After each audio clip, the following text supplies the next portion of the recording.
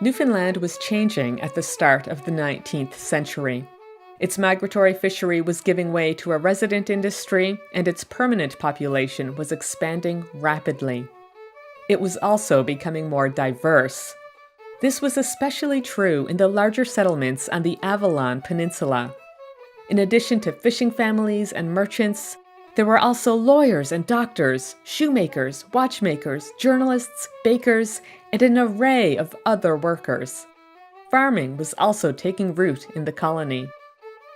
Along with the changing population came calls for a new system of government. Since 1729, Britain had appointed naval governors to rule the colony. They were officers in the Royal Navy, and they commanded the naval squadron that protected British fishing fleets at Newfoundland and Labrador. Most governors only lived on the island for part of the year, usually from July until November, when the migratory fishery was in full swing. The naval governors also appointed judges, constables, and other officials to help maintain law and order. By the early 1800s, many people in Newfoundland wanted a greater say in the way the colony was governed. A reform movement emerged to lobby for the establishment of representative government. It was a system that would let citizens elect local candidates into a local House of Assembly. The reform movement began to take shape in 1811. That year, Britain passed a new act that ended the free public use of some ships' rooms in St. John's. From now on, anyone who wanted to use them would have to pay a fee. Many residents opposed the change. They argued that it was unethical for the government to seize public property without consulting the people first. They also believed that if the government collected rent money from the public, then the people should have a say in how it was spent. One of the most vocal critics was William Carson. He was a physician from Scotland who had moved to St. John's in 1808. He published the colony's first protest pamphlet in January of 1812. Carson attacked the naval government as an unjust and oppressive administration. He wrote that a naval governor was accustomed to receiving implicit obedience, whether his orders were dictated by justice or injustice, by reason or false prejudices. In 1813, Carson circulated a second pamphlet. It promoted the establishment of a civil government consisting of a resident governor, a Senate House, and a House of Assembly. Support continued to grow in the coming years, and it was bolstered by an economic downturn that gripped the colony in 1815. Fish prices collapsed on the international market, and a string of harsh winters made living conditions even more difficult. Fires at St. John's in 1817 left thousands homeless. That spring, dangerous ice conditions grounded the island's sealing fleet and eliminated a much-needed source of supplementary income for already destitute families.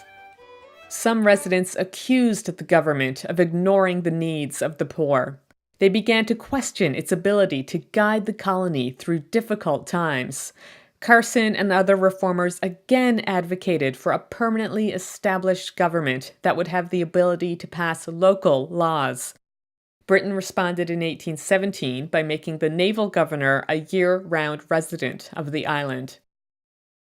The reform movement gained more ground in 1820 when it attacked the system of courts. That summer, fishers James Lundrigan and Philip Butler were separately charged with owing money to merchants, but they failed to appear in court when summoned.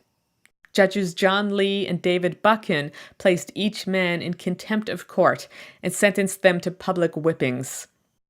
They also evicted the two men, along with their wives and children, from their homes.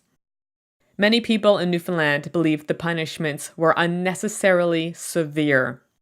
Reformers built on public discontent to increase support for their movement. They argued that both the government and the courts had grown out of touch with contemporary society and were no longer fit to administer the people. Reformers attacked the government's practice of appointing surrogate judges who had no formal legal training. One of the judges who presided over the Butler and Lundrigan cases was a naval commander. The other was a member of the clergy. Reformers demanded that the surrogate courts be dismantled and replaced with a civilian court system presided over by properly trained judges. The Lundrigan-Butler affair effectively broadened support for the reform movement. Both of the defendants were Irish Roman Catholics. This generated considerable sympathy from the island's large Irish community and from Catholic officials. The movement grew beyond St. John's and was embraced by outport communities. It also gained the support of Patrick Morris. He was an influential merchant who had recently moved to St. John's from Ireland. Morris joined William Carson as one of the reform movement's leading voices. In 1821, reformers sent a petition to the British government. They denounced the colony's judicial system and they called for an elected assembly. Britain refused to grant the colony its own legislature, but it did dramatically revamp the court system in 1824. 1 year later, it ended the rule of naval governors by appointing Sir Thomas Cochrane as Newfoundland's first civil governor. Reformers were pleased by these developments, but they continued to press for an elected legislature. Newspapers and printing presses began to play an important role in their movement. The first had appeared in the colony in the early 19th century. They proved vital to the reformers by giving residents a public platform where they could debate the system of government. Local newspapers printed letters to the editor discussing the advantages and disadvantages of political reform, while Carson and other reformers circulated protest pamphlets that promoted their cause. The reform movement gained even more ground in 1828 when the government proposed a controversial new tax on imports. Local merchants feared the move would hurt business, and they threw their support behind the reform movement. Reformers criticized the import duties as taxation without representation. Their campaign effectively united Protestants and Catholics, fishers and merchants.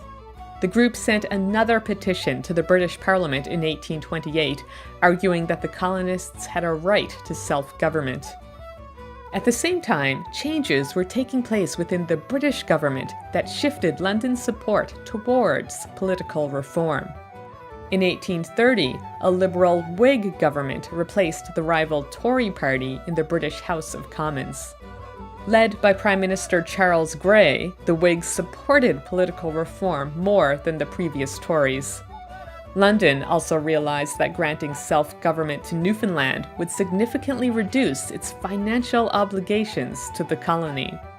Advocates for political reform pressed Grey during the early years of his administration. They were finally successful in 1832 when Britain granted Newfoundland representative government. An election took place in the fall of that year, and the new government assumed authority in 1833. This was an important first step in the development of democratic government in Newfoundland and Labrador.